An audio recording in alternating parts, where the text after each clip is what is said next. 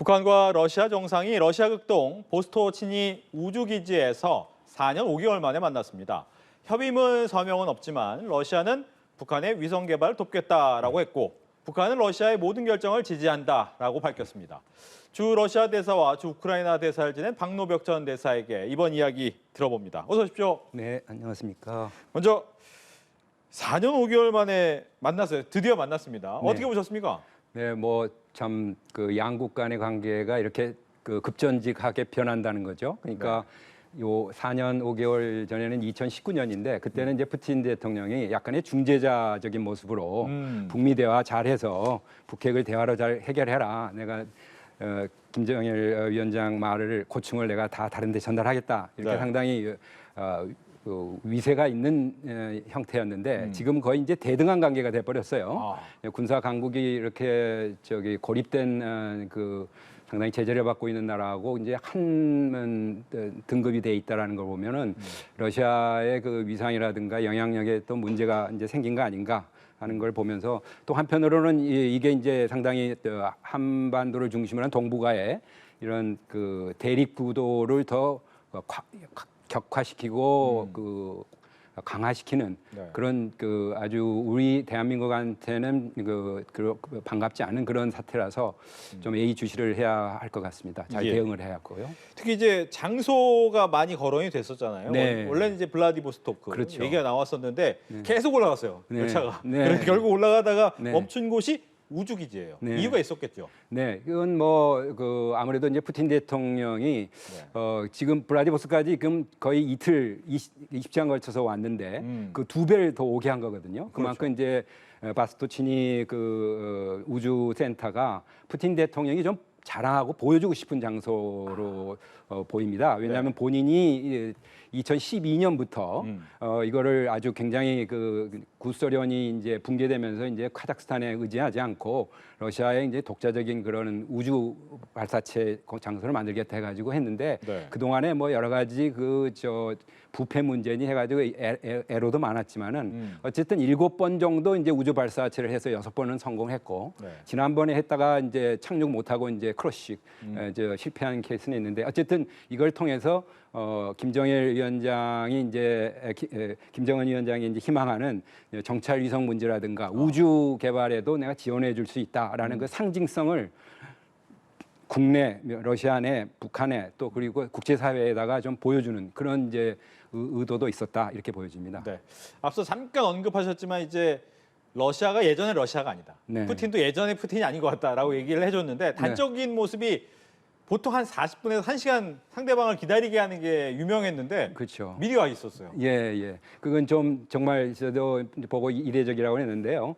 뭐 우리 대통령도 그렇고 뭐 타방에 다 마찬가지입니다만 1시간 가까이 다 기다리겠는데 이거는 아무래도 두 가지 고려가 있었던 것 같아요. 그러니까 바스토치니까지 오려면은 지금 김정은 위원장이 그 블라디보스토크까지 왔던 것보다 또 한 번 더 가야 하는 거죠. 나흘 만에 지금 만난 건데 그 먼 길을 오게 한 데 대한 또 감사 또는 이제 성의 표시 같고 두 번째는 이제 지금 이런 그 동북아라든가 이제 전쟁을 하면서 동북아 지역에서의 유일한 그 전폭적인 지지자, 충실한 지지자가 오는데 좀 성의를 표시하겠다 하는 그 나름대로의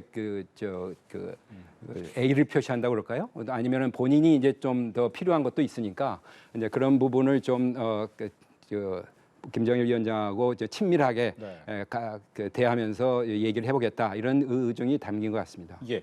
조금 전에 들어온 속보가 하나 있는데 아마 밑에 보시면 나오는데 그 푸틴 대통령이 이런 얘기를 했답니다. 김정은이 아마 블라디보스토크도 들릴 거다. 네. 여기는 어떤 의미가 있을까요? 그러면? 블라디보스톡은 아무래도 이제 거기가 이제 극동 함대가 있는 데라서 옛날에는 그게 다 폐쇄항이었었거든요. 근데 아마 이제 그런 함정을 좀 이렇게 돌아보게 한 게 하나 있을 수가 있고 또는 이제 블라디보스톡을 중심으로 해서 지금 그 경제 협력을 이제 자유 항을 이제 블라디보스토크 항으로 이제 해놨기 때문에 네. 거기를 중심으로 북중러 간에 무슨 저 상업센터를 지어보겠다고 이제 러시아가 발표한 게 있어서 그런 여러 가지 그 현장을 좀 돌아보게 하는 이제 그런 취지가 있어 보입니다. 이게 생각보다 이제 김정은 위원장의 일정이 좀 길어질 수도 있겠다라고 보이는 그렇습니다. 대문인데 네네. 근데 김 위원장의 발언 또 좀 전에 나왔던 푸틴 대통령의 발언 하나하나를 좀 살펴볼 필요가 있는 것이 네. 김 위원장이 얘기한 것 중에 하나가 네. 러시아에 대해서 굉장히 좀 지지 네. 그리고 또 러시아의 관계가 북한의 최우선 과제 또 중국과의 관계도 있을 텐데 네. 이런 얘기를 하는 거 보면 네. 어떤 생각을 지금 하고 있는 겁니까? 김정은 위원장으로서는 이게 네. 고립된 그런 그 이런 구렁텅이에 있다가 아주 구원의 밧줄을 본 심정일 겁니다. 이거를 타고 나가야 이제 전략적으로 또는 이제 국제사회에서 더 큰 소리로 이런 고립에서 탈피할 뿐만 아니고 네. 또 든든한 이제 러시아의 그런 지원을 받아서 전략적인 지원을 받아서 반서방의 이제 그런 본인들이 주장하는 그런 연대를 만들 수 있겠다 하기 때문에 이 부분은 뭐 오래 전부터 이런 이제 신냉전 구도를 만들어야겠다라는 거를 선언을 했어요. 그래서 예. 이제 그 중에서 이제 러시아가 마침 우크라이나 전쟁으로 인해서 필요한 게 있으니 그걸 주면서 서로 주고받겠다 하는 이제 그런 뜻이기 때문에 뭐 다른 중국보다도 중국은 사실 조금 그 서방과의 관계가 있기 때문에 특히 미국과의 그런 디리스킹 문제가 있기 때문에 약간 좀 거리를 둔 측면이 있었거든요. 그래서 아무래도 이제 러시아에 좀 더 밀착하는 그런 모습을 보이는 것 같습니다. 예. 이제 오늘 회담 같은 경우에는 확대 회담이 1시간 반, 뭐 단독 회담 30분, 뭐 통역 생각하면 한 1시간 정도 좀 넘게 실제 얘기는 했겠죠. 그렇죠. 근데 예. 이 얘기를 보면 과연 어떤 얘기를 했을까? 정말 군사 문제가 주로 됐을까? 어떻게 네. 예상하십니까? 네, 지금 말씀하신 대로 한 1시간, 그러니까 통역 빼면 1시간, 그다음에 본인들과가 한 30분 얘기했을 것 같거든요. 네. 그래서 되게 이제 중요한 얘기들은 단독 회담 때 얘기를 다 해요. 그리고 이제 그 여러 이제 강요들이 있을 때는 좀 뭐 아주 포멀한 그런 이제 요식적인 행위 하기 때문에 실제로 뭐 한 그 단독 회담 15분이 있을 때 네. 그 아주 상당히 민감한 문제들을 얘기를 했을 것 같은 생각이 드는데 아무래도 이제 군사 협력 문제도 포함을 했겠죠. 왜냐하면 이제 그게 지금 그 김정은 위원장으로서는 굉장히 중요한 또 푸틴 대통령도 이제 중요한 문제고 네. 그렇지만 이제 그뿐만 아니라 이제 경제 문제 특히 이제 러시아의 그런 이제 지금 국내적으로 볼 때 그 동원을 하다 보니까 국내 노동력이 부족합니다. 아, 그래서 이런 북한의 이제 노동자들이 이런 극동이라든가 심지어는 저기 이제 돈바스 이런 점령 지역까지 좀 진출하게 할 수 있는 그런 걸 생각을 하고 있을 것 같은데 네. 그게 지금 유엔 제재하고 또 다 연결될 문제거든요. 그러니까 유엔 제재를 어떻게 우리가 피해갈 건가 뭐 이런 등등의 문제까지 다 포함해서 얘기를 했을 것 같습니다. 예. 보면 그런데 이제 이런 서로의 만남이 있으면 보통 이제 협의문이나 네. 공동 선언 뭐 이런 게 좀 나와야 되는데 네. 이번엔 안 나왔단 말이죠. 네, 네. 일부러 그런가요? 그렇겠죠. 나올 수 없는 게 지금 대부분 얘기했을 수 있는 게 군사 문제, 경제 협력, 뭐 노동자 문제, 뭐 이런 등등 인도 문제 빼고는 유엔 제재의 결의에 전부 북한이 이제 위반하게 되는 네. 또 위반되는 그러니까 러시아가 이제 상임이사하면서 위반하게 되는 비난과 이제 구탄을 받을 수 있기 때문에 예. 아마 거의 뭐 문서화를 거의 하지 않고 했을 가능성이 높다고 보고요. 또 좀 뭐 좀 세세한 부분은 이제 국방장관을 만나니까 네. 국방장관한테 위임했을 수 있을 걸 같고 앞으로 그 유엔 제재에 대한 이런 이제 우회 방식을 뭐 서로 간에 이제 좀 일종의 이제 꼼수죠. 네. 이게 이제 세계 강대국이면서 안보리 이사국이 이렇게 한다는 게 참 어떻게 보면은 자격이 없다 할 정도로 상당히 이제 우려되는 바인데 그렇게 안 되기를 상당히 저희들은 희망을 기대는 하고 있습니다만 하여간 좀 뭔가 완화시켜서 어떻게 해석을 달리하든지 뭐 해가지고 논란이 될 경우에 나갈 수 있는 그런 방안을 지금 연구하고 있지 않은가 생각됩니다. 네.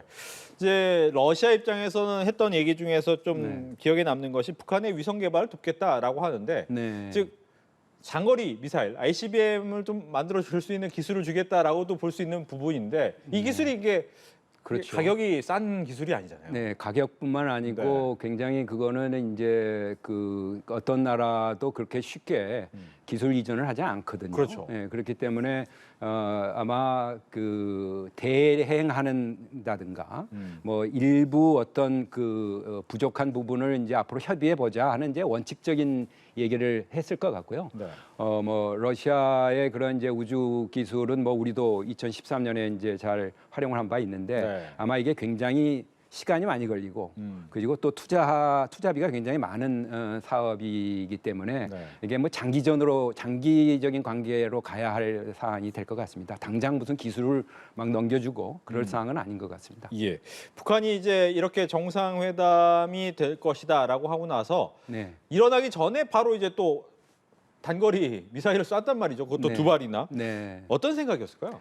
그거는 이제 첫째로는 이제 그렇게 이렇게 본인들이 이렇게 나가 있어 다 사전에 이게 다 준비해놓고 나간 것이기 때문에 뭐 우리가 이제 그 의도를 이제 어느 정도 볼 수 있는데요. 이제 러시아에 가서라도 이게 얼마든지 북한의 국내 운영이 된다는 것 첫째고 두 번째는 아무래도 이제 이렇게 되면은 우리가 한미일 이렇게 지금 먼저 북핵 대표들이 이제 규탄하고 했지 않습니까? 네. 그러므로 인해서 야 그러면은 그렇기 때문에 북중이 단합시켜야 한다 하는 또 이런 이제 반대 그 반응을 유도하기 위한 그런 그 약간의 이제 쿠션을 주는 행보였다 이렇게 보여집니다. 네. 이제 김정은 위원장의 행보가 이제 계속해서 조금씩 나오고 있는데 앞서 잠깐 뭐 블라디보스토크에도 갈 거다라고 하지만 네. 16일에는 쇼이구 러시아 국방장관을 따로 만날 것이다. 네. 이 부분은 아마 군사 문제가 좀 더 얘기를 많이 하겠죠. 그렇습니다. 네. 왜냐하면 이제 뭐 군사 참모들, 해군 뭐 무슨 탄약 만드는 그런 이제 담당하는 책임자들을 데리고 갔으니까 거기서 좀 더 구체적인 내용들을 좀 얘기를 할 것 같습니다. 그리고 또 뭐 그 간 김에 이제 하바롭스크 근처 네. 거기에서 뭐 수호위 비행기를 제작하는 최신 비행기를 제작하는 뭐 꼼소몰스크 나무레라는 그 도시도 가서 좀 시찰을 한다고 그러니까 네. 러시아의 그런 공군력을 좀 뭐 삼아서 자체적인 이제 공군력 확보에 도움을 좀 받을 수 있을까 하는 걸 타진하겠죠. 네. 뭐 다양하게 이제 군사적이나 경제적이나 이제 도움을 주고 받을 것이다라고 예상이 나오는데 일단은 네. 말씀하신 것처럼 북한이나 러시아는 제재를 워낙 많이 받고 있는 상황에서 네. 이런 것을 우회할 수 있는 방법을 찾는다면 네. 또 찾지 않더라도 네. 또 국제사회가 제재한다고 거기에 대해서 꿈쩍이나 할 것이냐라는 네. 생각이 좀 들긴 하거든요. 네, 뭐 아무래도 지금 뭐 제3국을 이제 경유한다든가 제3국에서 도와주는 문제가 생길 수 있으니까 이제 그런 부분이 이제 있을 수 있고 뭐 개인의 어떤 그 해당되는 개인에 대한 제재 뭐 이런 것들이 있을 수 있는데 아무래도 뭐 전체적으로 국제사회를 중심으로 좀 뭐 고립을 더 심화하게 되는 그런 그 결과를 이제 갖게 되지 않을까 싶어집니다. 예. 네. 뭐 지금 우크라이나와 러시아와 우크라이나 전쟁이 계속되고 있는데 네. 최근에는 우크라이나가 조금씩 우세한 정세가 나타나고 있잖아요. 네. 이제 북한이 만약 포탄도 주고 네. 사람도 좀 가고 뭐 이렇게 되면 이 전황의 변화가 있을 수 있습니까? 뭐 단기적으로 지금 뭐 러시아가 한 금년에 한 700만 발을 쐈다 그래요. 포화를. 근데 한 생산량이 200만 발이었으니까 그 부족분을 뭐 일부 뭐 이제 충당한다 하는 부분이 있을 수 있는데 뭐 이런 부분은 뭐 미국이라든가 서방이 또는 또 정밀 무기가 있기 때문에 네. 그런 북한 수준의 그런 그 포탄이 크게 영향을 주겠느냐 하는 데 대해서는 조금 당장은 좀 목마를 때 뭐 마실 물 정도 효과밖에 나지 않겠느냐 하는 이제 그런 군사 전문가들의 판단이 좀 있는 것 같습니다. 정밀 무기로 그걸 다 지휘부라든가 뭐 이런 지금 장거리 아타콤이라고 지금 미국이 이제 준다는 거거든요. 네. F-16도 주고 이제 이렇게 되면은 그게 이제 상당히 교착전에서 어느 정도 돌파구가 더 생길지 예. 조금 봐야 할 것 같은데 그다지 글쎄요 조금 미지수네요 그 부분은. 그러니까 러시아의 푸틴 대통령 같은 경우에는 뭐 스트롱맨으로서 힘 있는 모습 많이 보여줬다가 네. 프리고진 때문에 약간 위상이 떨어졌고 이번에 북한과 함께 손을 잡는 것 이 부분을 그러면 러시아 내에서 어떻게 좀 볼까요? 러시아 내에서는 뭐 반반이겠죠.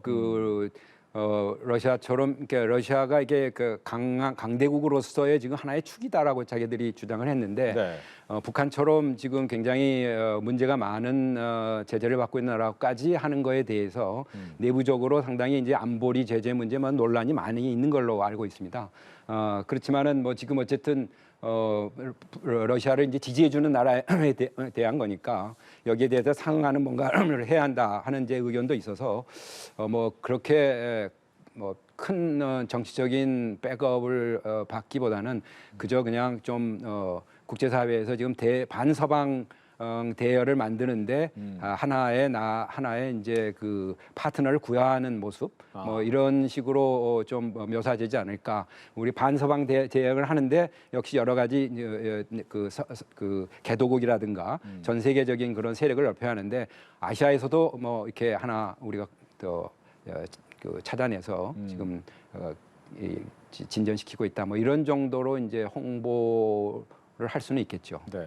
그렇다면 이제 왕이 부장이 조만간 러시아로 가서 시진핑 주석과 푸틴 대통령의 정상회담 일정을 좀 조율할 것이다라고 하는데 네. 이 모습도 그러면 그 이른바 그들이 말하는 제국주의에 대한 연대의 모습을 또 한번 보여줄 수 있는 기회로 삼을 수도 있겠네요.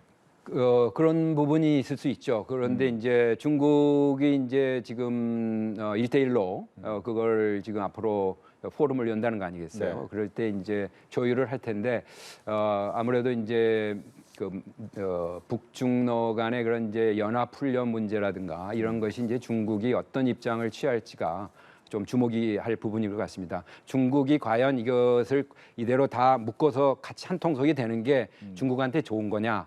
이제 그런 부분을 이제 우리나 미국이나 이런 이제 여러 이제 유럽 이런 나라들이 잘 설명을 해서 그런 이제 북중러 대 한미일 이런 이제 구도가 안 생기도록 약간 여러 방면의 이제 지혜를 좀 짜고 이렇게 노력을 해야 하지 않을까 하는 생각이 좀 듭니다. 네, 박노벽 전 대사와 함께 이야기 나눠봤습니다. 오늘 얘기 잘 들었습니다. 네, 감사합니다.